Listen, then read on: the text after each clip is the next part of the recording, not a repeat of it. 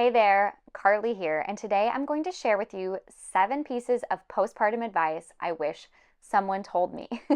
This is me now telling you.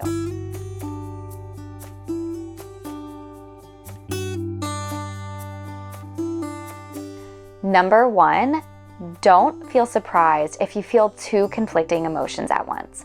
I remember feeling so overwhelmed with happiness, but also feeling so much fear at the same time. I remember feeling so just overwhelmed by love, but also feeling a twinge of regret. And I want you to know that any feeling that you're feeling is so valid, and even if you feel 2 conflicting emotions at once, just honor them, recognize them, and let them go. Don't judge yourself if you're not feeling like you feel like you should. Number 2, don't feel shocked about feelings of resentment towards your partner. I remember feeling so jealous and so bitter that my husband got to go to the gym without worrying about leaking breast milk and could have adult conversations with people around him. I took so much frustration and anger out on him unnecessarily because I didn't recognize these feelings of resentment until it was too late. Finally, when I understood what was going on, I had an honest conversation with him and we made some adjustments so I could feel a little bit more independent and he could take on some of the baby carrying load.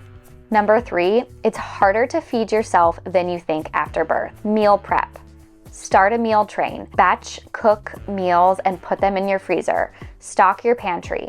Download our postpartum nutrition guide so you can start thinking about meals to feed yourself after birth. After I gave birth to my son, my neighbor dropped off a homemade chicken pot pie, and I just about cried standing on my porch in the pouring rain because I was so overwhelmed by learning to feed a baby and trying to figure out how to feed myself at the same time. It was such a relief to have some food available. Also, if cooking is not your jam, no worries. Check out Mama Meals, a postpartum meal delivery service, to get all of your postpartum meals delivered right to your freezer so you can have nourishing meals ready to go. Again, our postpartum nutrition guide is also packed with helpful recipes and available for instant download. Number 4, learn the different signs of PMADs, which are perinatal mood and anxiety disorders. It's important that you know them yourself, but also that your loved one and partner and anyone else around you after birth know the signs too, because sometimes we don't often notice behavioral changes in ourselves. So take some time, grab a copy of our postpartum mental health guide and comb through it with your partner or any other caregiver that will be around you after birth. This is important to help get an idea of the different perinatal mood and anxiety disorders and understand the different signs and symptoms of each. So if you think you're experiencing something, you can reach out and get the help that you need and deserve. Number 5, you might have fleeting moments of regret and questioning your decision to have a baby, and that's okay. You are not a bad mom.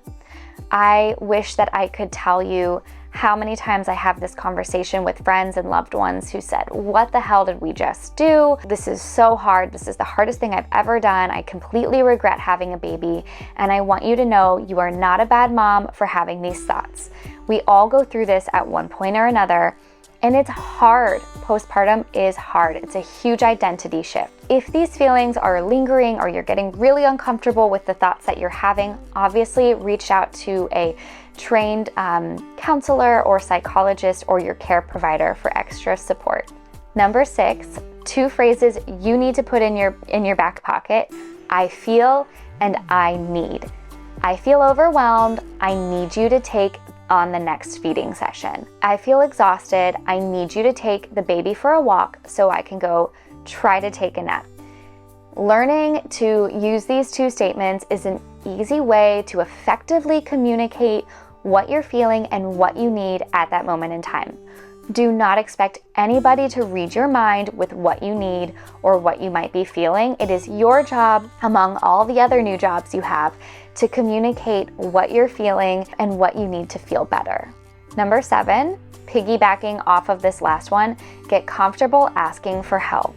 It is so important to ask for help that we need, but also work on receiving that help. Sometimes when people volunteer their support or their help without asking, it can feel really hard to accept that help. And it's so important that you get comfortable saying, yes, I will actually take you up on that. Or, you know what would be helpful if you could do XYZ for me. Take the time now, even if you're still pregnant, especially if you're still pregnant, to get comfortable with asking for and receiving help. I promise you it will be so worth it. Okay, that's it. The 7 pieces of postpartum advice I wish someone shared with me after birth or even during pregnancy. Now they're all yours. I hope that you find this helpful, and I hope that you have a lovely and supported postpartum. We are always here for any questions that you might have, and thanks for watching. If you found this video helpful, please consider subscribing to our channel so we can reach more mamas just like you.